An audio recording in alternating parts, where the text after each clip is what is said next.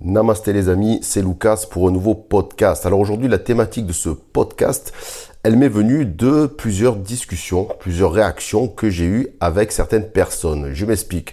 En 2018, j'ai fait un road trip en Asie, seul en sac à dos pendant 8 mois. Je suis parti de l'Inde, Sri Lanka, Philippines, Malaisie, Vietnam, etc. Un voyage extraordinaire et donc forcément, quand je suis revenu de ce voyage en 2019, eh bien, je n'avais qu'une seule chose, qu'une envie, en parler à tout le monde, forcément. Et puis les gens aussi étaient intéressés, me posaient des questions. Donc c'était vraiment le sujet numéro 1 durant plusieurs mois après mon retour. Et parfois, il arrivait que certaines personnes me répondent après m'avoir écouté, après avoir échangé, discuté, qu'elles me disent, écoute, bon, c'est bien sympa tout ça, mais moi je ne vois pas trop l'intérêt de traverser la planète, d'aller à l'autre bout du monde, alors que en France, nous avons les plus beaux paysages du monde. Ah, que répondre à cette remarque? Alors, déjà, ce que j'en pense, eh bien oui, c'est possible. Il est possible que la France ait les plus beaux paysages du monde, même si, bon, ça serait quand même compliqué et puis un peu stupide, impossible en fait de classer les pays en fonction de la beauté de leurs paysages. Bon, je reconnais toutefois que la France, qui est mon pays, donc forcément je suis un peu chauvin aussi, tire quand même son épingle du jeu. C'est vrai qu'on a tout, la mer, l'océan, la montagne, la campagne, des monuments extraordinaires, des rivières, franchement il y en a pour tout le monde. Donc en effet, oui, si on part de ce point de vue, pas besoin de partir en Inde ou en Colombie pour s'émerveiller devant la nature ou pour s'émerveiller devant des prouesses architecturales. Oui, on a tout ce qu'il faut en France. Oui, toutes nos régions regorgent d'endroits magiques et inoubliables. Mais en fait, la question n'est pas là et le débat non plus. Et moi, ce que je répondais à ces personnes, ce que je leur répondais parce que c'est ce que je pense, en gros, déjà, je leur dis oui, c'est vrai. Moi aussi, j'ai beaucoup voyagé en France. Alors moi, mes régions préférées, c'est l'Alsace, c'est la Bretagne, c'est la Provence. J'ai fait aussi quelques pays européens. Alors si je parle de ceux vraiment, pour moi, les plus beaux au niveau paysage, puisque là, c'est un peu le sujet. Ça va être l'Italie, le Portugal, l'Irlande, l'Espagne.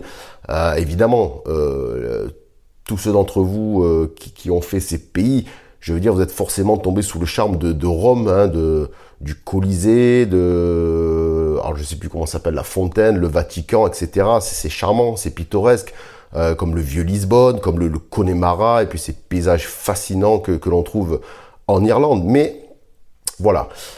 Pour ma part, quand je vadrouille en France ou en Europe, ou même plus globalement, allez, disons en Occident, il me manque quelque chose.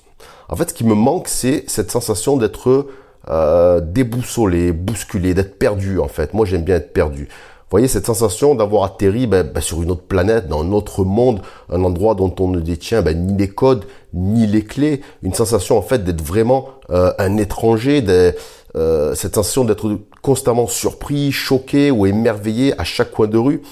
En fait, pour moi, c'est vraiment une sensation essentielle. Et ce que je réponds donc à ces personnes qui me disent pourquoi tu pars loin, à quoi ça sert, je leur dis que moi, les paysages, c'est formidable, mais en fait, pour moi, mon carburant dans les voyages, ce qui m'apporte le plus d'émotions, de sensations et de plaisir, c'est de rencontrer des peuples, des cultures qui sont vraiment à l'opposé, complètement différentes des miennes. Je veux être surpris.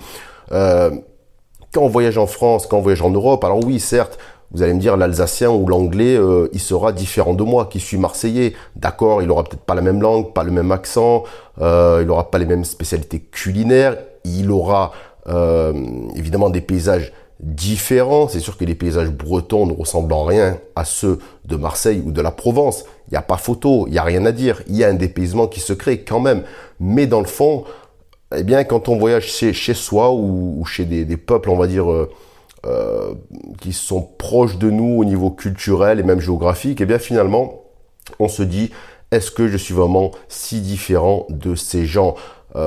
Est-ce que nos modes de consommation, nos façons de penser, de raisonner, notre architecture, nos codes vestimentaires, nos religions, en fait, ne sont pas si éloignés les uns des autres? Alors un peu, oui, c'est vrai, il y a toujours un plaisir, il y a toujours un choc culturel, mais il en faut plus vraiment pour être déboussolé, pour te mettre une claque et parfois même te remettre en question. Parce que voyager dans des cultures différentes des nôtres, donc des gens qui pensent différemment de nous, qui n'ont pas la même vision de la vie, eh bien ça aide aussi à se remettre soi en question, ça peut aider à évoluer.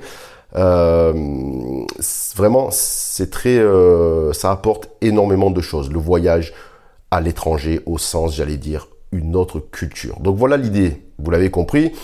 C'est la raison pour laquelle j'aime voyager loin. Alors loin géographiquement évidemment, mais surtout culturellement, je l'ai dit.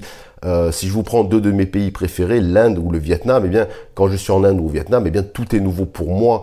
Chaque passant, chaque tenue vestimentaire, chaque plat que je goûte dans la rue, chaque boutique, chaque action, chaque animal que je croise, chaque discussion avec des locaux, eh bien, ça va bousculer mes paradigmes, ça va m'amuser, ça va parfois m'inquiéter, ça peut me choquer, me surprendre, mais bref. Peu importe, ça va créer quelque chose d'extraordinaire, quelque chose dont on ne se remet pas au sens positif du terme.